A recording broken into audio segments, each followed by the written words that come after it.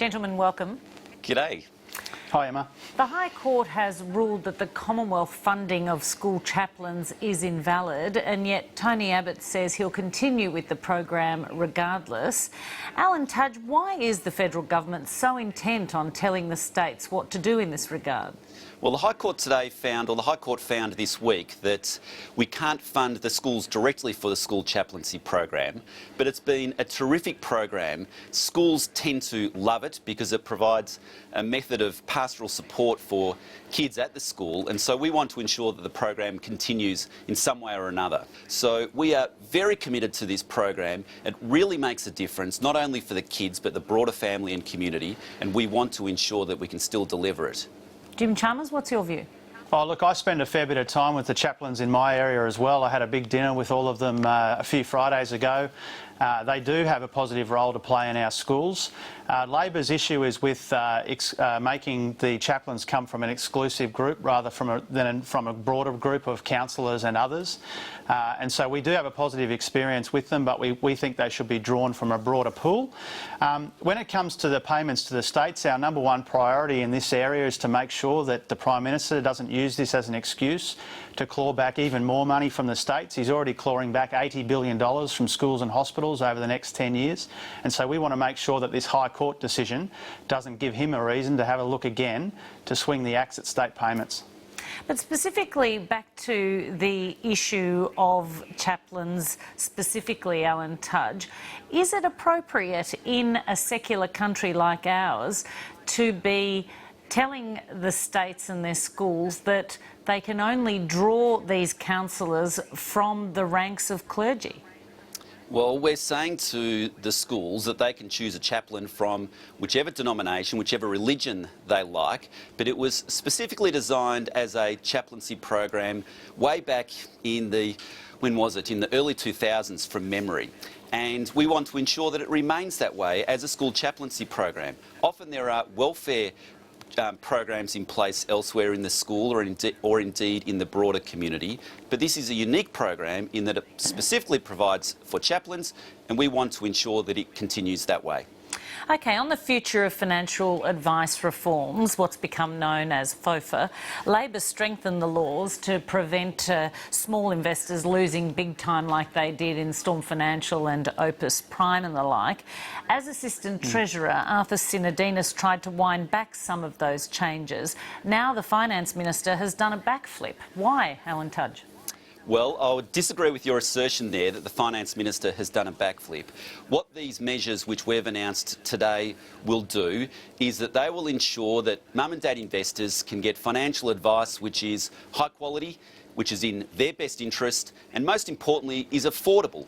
And we want to ensure that those three things can be delivered.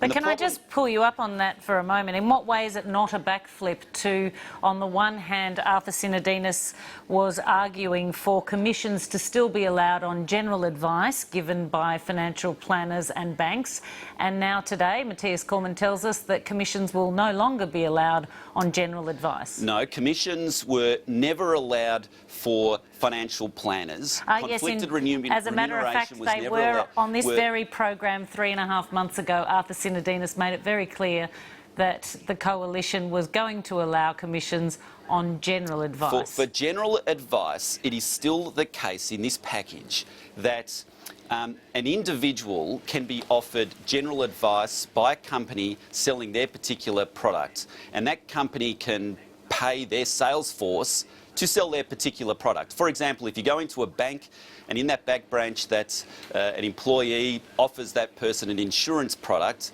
then of course that bank can still provide incentives to that salesperson.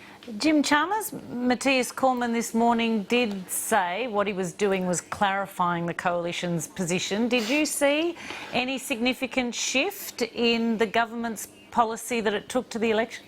What the government announced today and what was revealed in the newspapers, the combination of the four pillars issue and the future of financial advice, was a recipe for less consumer protection and less competition in the financial services industry when we need more of both. And it's typical of this government Given the choice between siding with the most powerful interests in our economy or siding with the little guy, they always side with the most powerful interests.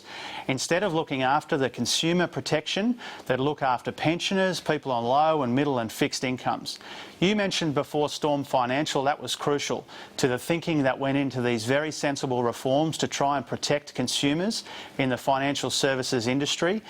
These changes that the government made should have been dumped entirely when the minister was dumped. And we will continue to stand up for the little guy, and the government will continue to stand up for the most powerful interests, the big fees, the big money in the banking system. So just to confirm, Alan Tudge, because there was some confusion this morning when the Finance Minister, Matthias Cormann, announced these, what appeared to be changes or clarifications, call them what you will.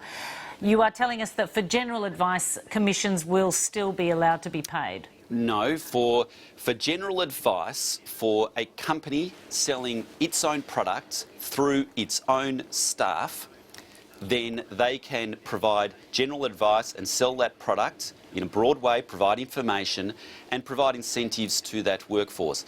In a similar way... But you would appreciate that there is the potential for banks and others to drive a truck through that kind of loophole. No, but as soon as they start providing specific advice to an individual on their specific financial circumstances, then it goes over the threshold into providing very specific advice, and they can't offer other products under that situation either. So, of course, if you go into an ANZ bank branch, then that salesperson can offer you an ANZ insurance product, for example, and talk to you about the attributes of that insurance product.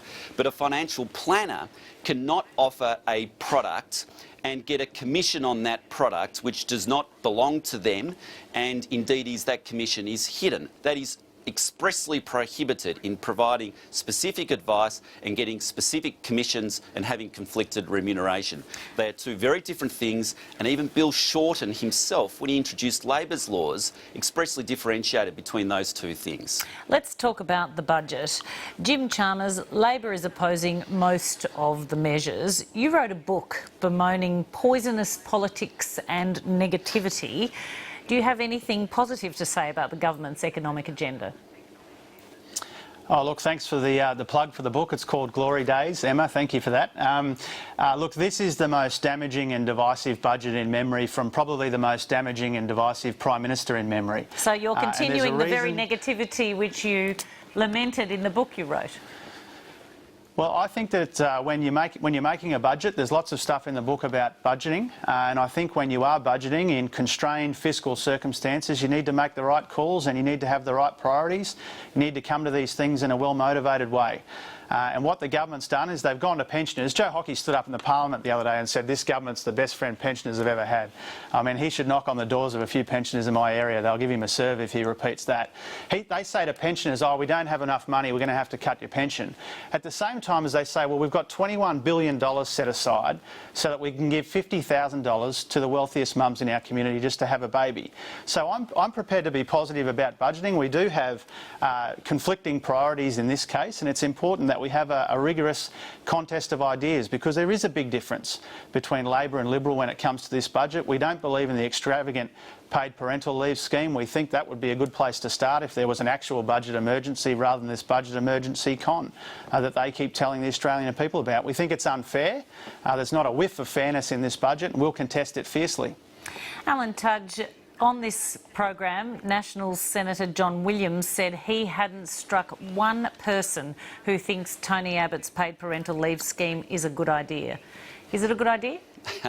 Well, it is a good idea, Emma, and if I could just very briefly also respond to Jim.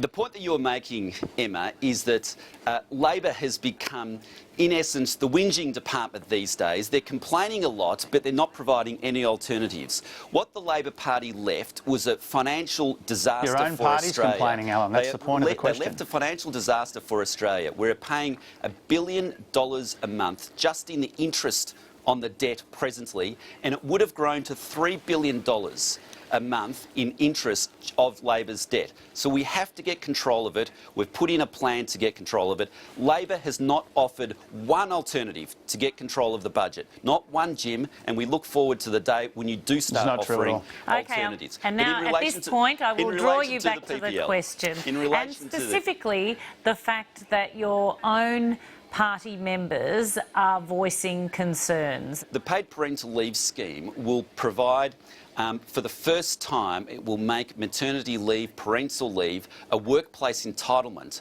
rather than a welfare entitlement. And what that means is that if a person takes time off because they have a child, they will get their salary replaced, just as if you take annual leave or sick leave. Now, this already occurs in the public sector, Emma. This already occurs in public institutions like the ABC. It occurs for staff in my office and indeed for many big businesses. But it doesn't occur for many smaller businesses. And so we think that if it's good enough for the public sector, if it's good enough for bigger businesses, it should also be good enough for people who work in smaller businesses, and they'll be one of the big beneficiaries of this. Alan Tudge, Coalition Senator Ian McDonald told the Senate arguments backing the Prime Minister's paid parental leave scheme don't make sense and are inconsistent with the government's claim of a debt crisis and that the age of entitlement is over. Now, do you share his confusion about the way senior members of your government are going about selling this budget to the public? On the one hand, saying we're in a crisis, and then on the other hand, saying now is the right time to replace a woman's salary? Well, the paid parental leave scheme is fully paid by a levy on the top 3,000 companies. So it's fully funded, separately done. The rest of the budget measures, as you know, there are many savings measures. There are some additional other measures to ensure that we can get control and get on top of Labor's debt and deficit disaster. We inherited a financial mess. We were not responsible for it, but we take responsibility for fixing it up, and that's exactly what we're doing, Emma.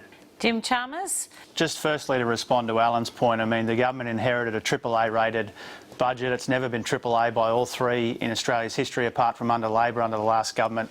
Set that to one side. Senator McDonald makes some very good points. He's also saying what many of Alan's colleagues are saying privately. This policy is a stinker. It should have been dumped.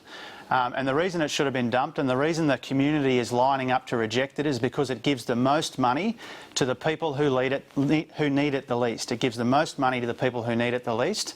And if Tony Abbott can't even convince his own colleagues that this is fair, he's got Buckleys of convincing the Australian community. But the thing is, Jim, the members of your office, the members of the public service, have such a scheme already in place. If members of your staff, Jim, have a baby, they will get their salary replaced.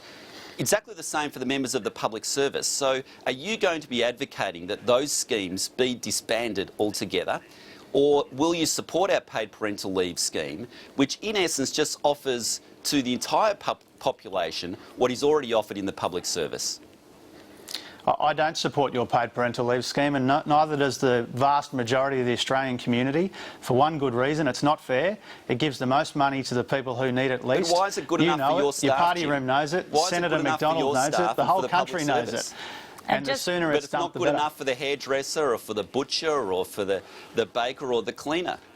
It's not fair that the people who have the most money get the most support under your PPL scheme. It goes against everything I believe in. They do in your office and they do in the public service today. And that's what you haven't addressed. If it's good enough for them, why isn't it good enough for the hairdresser, for the cleaner, for the workers out in the street? This is what the Liberal Party says when they don't want to address the core issue, which is people who need it least get the most. It's unfair. The whole country thinks it's unfair, Alan. The whole country thinks it's unfair for good reason. Jim Chalmers, a review of the 2013 Labor federal election campaign was released today, with your own people saying that the way Kevin Rudd handled that campaign was chaotic. Now, for all the talk of double dissolution triggers this week, would Labor actually have the capacity to launch an effective campaign so soon after the disaster of the last one? Of course we could. Campaigns are always bruising things, Emma. They're always bruising events. And it's right that Jane and Milton, by the way, is one of our smartest strategic thinkers. It's a very big favour that Milton and Jane have done for the party in writing this review. It's important that we review it and learn the lessons of it. Campaigns are always bruising. In my experience, I've been working with the party office and with leaders' offices for more than a decade. The offices are always full of good people, well motivated, trying to do the right thing.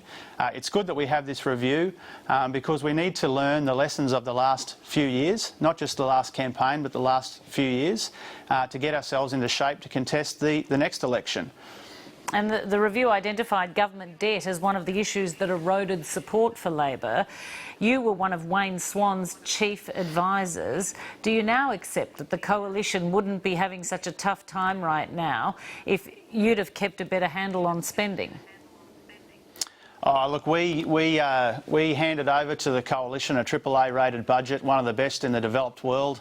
I think it's a furphy. This whole budget emergency thing is basically a con. The level of debt is not a furphy, is it? You're in fairyland, Jim. Well, we had a little thing called the global financial crisis, which Alan won't want to talk about. How many times did you promise a surplus, Jim? I think it was 600 times you promised a surplus. We had a global financial crisis that impacted on... And then you left $667 billion of debt, Jim. Let's let Jim Chalmers have a go.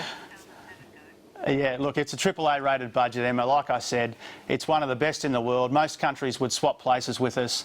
When Joe Hockey became Treasurer, he doubled the deficit within a couple of months. They're spending $21 billion on an unfair paid parental leave scheme. I think most of the Australian people, certainly the smart commentators, know that this whole budget emergency thing is a con and we should dismiss it. OK, we have to leave it there. Gentlemen, thank you very much for your time. Thanks, Emma. Thanks, Jim. Thank you.